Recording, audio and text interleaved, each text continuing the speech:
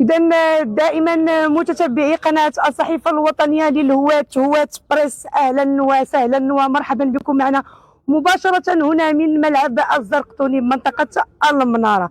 نحن في إطار التتبع الإعلامي المتواصل لصحيفتكم الوطنية لمجريات كأس إفريقيا للأمم التي تحتضنها المملكة المغربية في أجواء تنظيمية متميزة تعكس مكانة المغرب قاريا ودوليا. هذا الملعب يحتضن في هذه الأثناء الحصة التدريبية للمنتخب الزيمبابوي الذي يواصل استعداداته تحضيرا لمشاركته في هذه التظاهرة الكروية القارية وسط متابعة إعلامية واهتمام جماهيري متزايد. سنوافيكم بكل المستجدات والتفاصيل من عين المكان، فابقوا معنا على هواة بريس لمواكبة هذا الحدث لحظة بلحظة.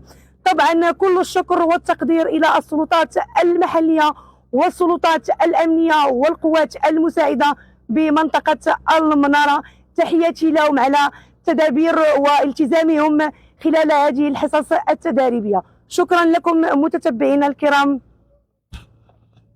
صافي.